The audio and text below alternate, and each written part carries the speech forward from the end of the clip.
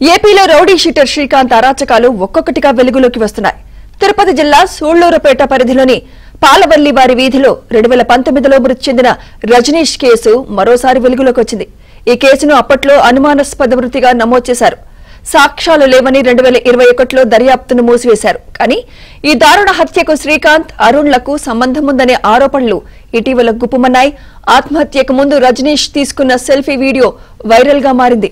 Rowdy sheeter Srikanth నుండి తీవ్ర ఒత్తిళ్లు ఎదురవుతున్నాయని, వాటిని తట్టుకోలేక ఆత్మహత్యకు పాల్పడుతున్నట్లు వీడియోలో తెలిపాడు. సార్, నా పేరు రజనీష్ అండి. అవిలేలి శ్రీకాంత్ అనే అతను లైఫ్ శిక్ష పడి జైల్లో ఉన్నాడు. అతను ఆల్రెడీ జైలు నుంచి పారిపోయి మళ్ళీ జైలుకి వెళ్ళి సరెండర్ అయ్యాడు.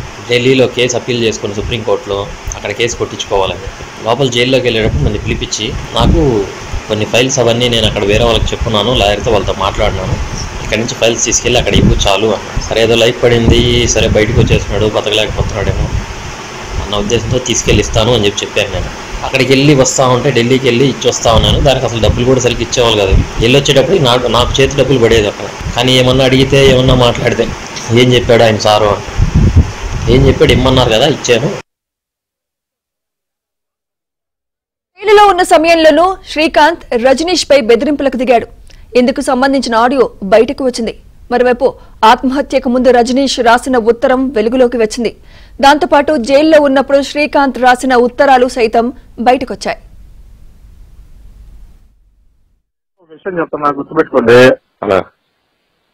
మీరు చేతిలో చేయకపోయినా ఏ ఇబ్బంది ఒకటైతే చెప్పమన్నాడు రజనీ. ఆడ ప్రశాంతంగా జరిగిపోతే అందరికి ప్రశాంతత. నా పని నాది, వాళ్ళ పని ఉంది. వేరే వాళ్ళు ఫోన్ చేసి చెప్పారు నాకు, చెప్పమన్నా అన్నా అని. ఏంటంటే నువ్వు చేసినా ఆయన చేసినా ఏం చేసుకున్నా ఏమైతే కాదు, వాడైతే ఫిక్స్ అయిపోయినాడంట. 3.5 సంవత్సరం జైలు చేసేదానికి.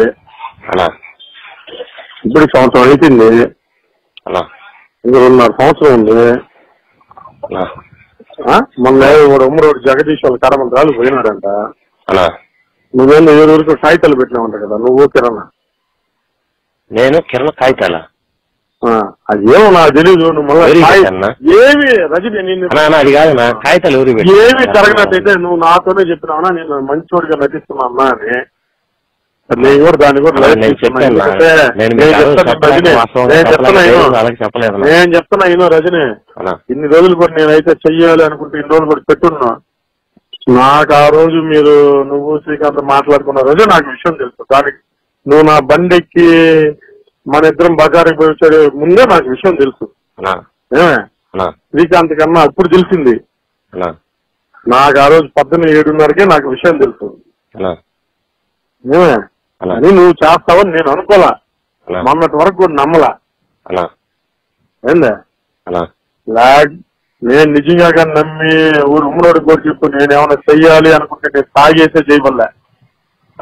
వాడు ఊరికేనే పోయి అందరి దగ్గర రికార్డింగ్లు పెట్టి వాడికి ఒకటే చెప్పమన్నాడు, రికార్డింగ్ జరిగిపోయింది మూసుకొని గమ్ము ఉండమన్నాడు. ఆయన ఇట్లా రికార్డింగ్ వినిపించుకుంటే ఆయనకి రికార్డింగ్ వినిపిస్తుంది. అది నేను చెప్తున్నది. మొత్తంగా కేసును మళ్లీ పునః పరిశీలిస్తున్నామని పోలీసులు తెలిపారు. ప్రస్తుత ఘటనకు సంబంధించి పోలీసులు అన్ని కోణాల్లో దర్యాప్తు చేపట్టారు. ఇదే అంశంపై మరింత సమాచారం మా ప్రతినిధి మహేష్ అందిస్తారు. మహేష్. సుమిత్ర, అరుణ అరెస్ట్ తర్వాత అనేకమైనటువంటి నేరాలు, ఘోరాలు, వాళ్ళు చేసినటువంటి పాపాలన్నీ కూడా ఒక్కొక్కటిగా బయటపడుతున్నాయి. ప్రధానంగా చూస్తే సూలూరుపేటలో రజనీష్ మృతి కూడా అనుమానాస్పద మృతి వెనుక అనేక కారణాలు వీళ్ళే ఈ గ్యాంగ్ ఉన్నట్టుగా తెలుస్తూ ఉంది. ప్రధానంగా ఈ శ్రీకాంత్ రెడ్డి దాదాపు కొంతకాలం జైలు నుంచి పరారవడం జరిగింది. ఒక మర్డర్ కేసులో జీవిత ఖైదు అనుభవిస్తూ పరారయ్యాడు. పరారైన తర్వాత ఏదో ఒక విధంగా సుప్రీంకోర్టును ఆశ్రయించి క్షమాభిక్ష తెచ్చుకోవాలని చెప్పి ప్రయత్నాలు మొదలు పెట్టాడు. అయితే ఆ న్యాయవాదులు ఎవరైతే ఉన్న లాయర్లు ఉన్నారో వాళ్ళు ఖచ్చితంగా జైల్లో ఉంటేనే సాధ్యం అని చెప్పిన తర్వాత ఆయన జైలుకి వెళ్ళడం జరిగింది. ఆ బయట ఉన్నప్పుడు ఎప్పుడైతే పరారయ్యాడో ఆ సమయంలో సూలూరుపేటలో ఒక హత్య చేసినట్టుగా తెలుస్తూ ఉంది. ఈ రజనీష్ ఫ్రెండ్ వాళ్ళ నాన్ని, తండ్రిని ఆస్తి వివాదాల కారణంగా 50 లక్షల సుపారీ తీసుకొని మర్డర్ చేశారని చెప్పి దాన్ని సాధారణ మృతిగా చిత్రీకరించారని చెప్పి కూడా చెప్పుకొస్తున్నారు. ఈ రజనీష్ సంబంధించి ఆ తర్వాత ఎప్పుడైతే మర్డర్ జరిగిందో తర్వాత ఈ రజనీష్ ని వేధించే తీవ్రంగా దాదాపు చాలా సార్లు ఇతను సుప్రీంకోర్టు లాయర్లను కలవడం కోసం ఢిల్లీ వెళ్ళడం జరిగింది. ఖర్చులకు కూడా సరిగ్గా డబ్బులు ఇవ్వలేదని చెప్పి వచ్చాక ఆ పని ఎందుకు కాలేదని చెప్పి చాలా ఘోరంగా మాట్లాడేవాళ్ళని చెప్పి శ్రీకాంత్ అలాగే ఆయన సోదరుడు మునికృష్ణ తీవ్రమైనటువంటి మానసిక వేధింపులకు గురి చేస్తున్నారు. నన్ను బతకనివ్వరు, ఒకవేళ నన్ను చంపేస్తారు లేదా నేనైనా చనిపోవాల్సింది, ఆ పరిస్థితి నాకు వచ్చిందని చెప్పి ఆ వీడియోలో ఆయన పేర్కొన్నాడు. అలాగే అనేకమైనటువంటి అబద్ధాలు చెప్తూ పెద్ద పెద్ద వాళ్ళని సైతం మోసాలు చేస్తున్నారని కూడా ఆయన ఆ వీడియోలో చెప్పారు. ఇప్పుడు ఆ వీడియో బయటకు వచ్చింది. దీన్ని బట్టి అవినాష్ మృత్యు వెనుక వీళ్లే ప్రధానమైన కారకులుగా తెలుస్తూ ఉంది. పోలీసులు కూడా ఈ కోణంలో పూర్తి స్థాయిలో విచారణ చేపడుతూ ఉన్నారు.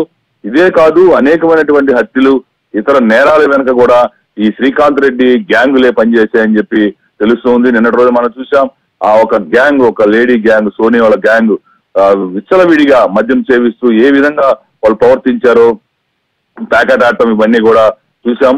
అమాయకులైనటువంటి ఈ స్టూడెంట్స్ వీళ్ళందరినీ కూడా వాళ్ళని ఆకట్టుకోవడం, వాళ్ళని ఏదో ఒక క్రైమ్ లోకి ఎంటర్ చేయడం, ఆ తర్వాత వాళ్ళతోటి నేరాలు చేపించడం, ఒకవేళ మేము కాదు చేయమంటే వాళ్ళ పైన మిమ్మల్ని ఆ కేసులు ఇరికిస్తాం, ఈ కేసులు ఇరికిస్తాం అంటూ బెదిరించడం. ఒకవైపు ఈ అరుణ ఏమో పోలీసు అధికారుల్ని తన గుప్పిట్లో పెట్టుకొని, మరోవైపు ఈ శ్రీకాంత్ రెడ్డి పిల్లలందరితో కూడా రౌడీ గ్యాంగులు ఏర్పాటు చేసి తిరుపతి, నెల్లూరు, ప్రకాశం జిల్లాలో అనేక రౌడీ గ్యాంగులతోటి ఒక నేర సామ్రాజ్యాన్ని నడిపినటువంటి పరిస్థితి. వీళ్ళ కారణంగా ఎన్నో కుటుంబాలు వీధిన పడ్డాయి. ఇవి కాక మళ్ళీ మోసాలు, అనేకమైనటువంటి మోసాలు. నిన్నటి రోజున కోవూరు సంబంధించి గిరిజనుల వాళ్ళు, నిరుపేద కుటుంబాలు ఏ రోజుకు ఆ రోజు కూలి పని చేసుకునే వాళ్ళు ఒక కాలువ పక్కన గుడిసెలు వేసుకొని జీవిస్తూ ఉంటే ఇళ్ల పట్టాలు ఇప్పిస్తా ఉంటూ వాళ్ళ దగ్గర 17 మంది అమాయకులైన గిరిజనుల దగ్గర నుంచి దాదాపు 2,10,000 రూపాయలు అరుణ తీసుకున్నట్టుగా వాళ్ళు చెప్తున్నారు. వాళ్ళు నిన్నటి రోజున కంప్లైంట్ ఇవ్వడం జరిగింది.